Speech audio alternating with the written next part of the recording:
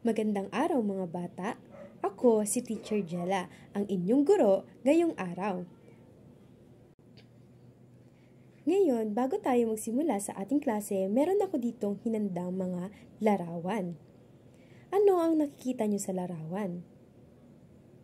Okay, mahusay. Bigyan niya natin ng 3 palakpak ang mga sumagot. 1, 2, 3. Ngayon, nakapunta na ba kayo rito?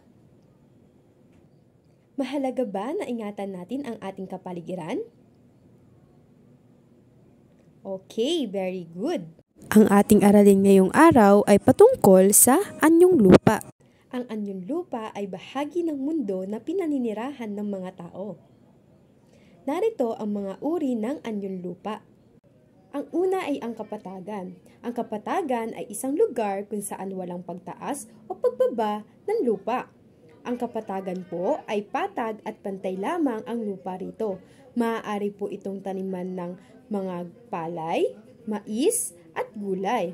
Ang isang halimbawa po ng kapatagan ay ang gitnang Luzon. Ang susunod naman po ay ang bundok. Ito ay ang pataas na bahagi ng daigdig. May matatarik na bahagi at di hamak na mas mataas kaysa sa burol.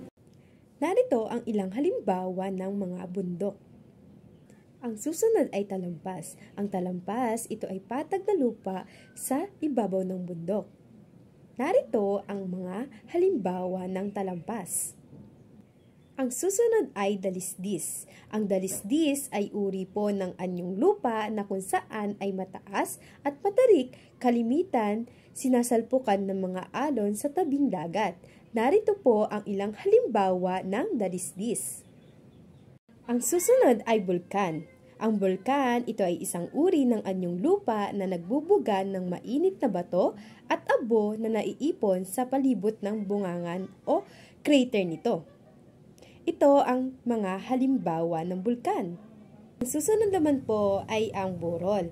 Ang burol po ay higit na mas mababa ito kaysa sa bundok. At ang halimbawa po nito ay ang Chocolate Hills ng Bohol sa Pilipinas. Pabilog po ang hugis nito at tinutubuan ng mga damo sa panahon ng tag-ulan. At kung tag-araw naman po ay nagiging kulay tsokolate ito.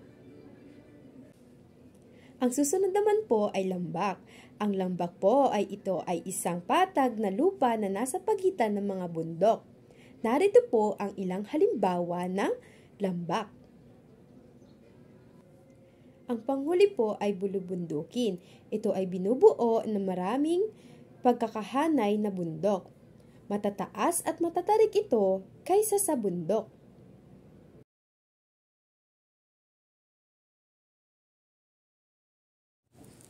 Ngayon, dumako na tayo sa paglalahad.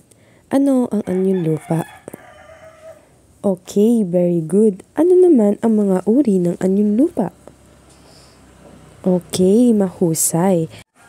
Magbigay nga ng ilang halimbawa nito. Okay, susunod naman, mahalaga ba na pahalagan natin ang ating kapaligiran? Bigyan natin ng 3 palakpak ang mga sumagot. Ngayon naman ay hahatiin ko sa 2 ang klase. Ang bawat grupo ay mamimili ng isang tagarepresenta ng kanilang ginawa. Ang bawat grupo po ay bibigyan ng mga larawan at jumbled letters at inyo po itong bubuuin. Pagkatapos po buuin ang mga larawan at jumbled letters, ang isang taga-representa po ng grupo ay pupunta sa harap para sabihin kung anong uri ang anyong lupa ang binuo. Ang bawat grupo po ay makakakamit ng premyo. Ngayon, dumako na tayo sa inyong pagtataya. Panuto, basahin mabuti ang pangungusap at tukuyin ang sinasaad. Piliin ang tamang sagot sa kahon. Isulat ito sa patlang. Number 1, mga lupain na pinalilibutan ng tubig. Number 2, higit na mas mababa ito kaysa sa bundok. Number 3, patag na anyong lupa sa matataas na lugar. Number 4, isang lugar kung saan walang pagtaas o pagbaba ng lupa, patag at pantay ang lupa rito. Number 5, isang uri ng bundok sa daigdig na kung saan tunaw na bato ay maaaring lumabas dito mula sa kailaliman ng daigdig. Para naman sa inyong takdang aralin, gumuhit o gumupit ng uri ng mga anyong lupa.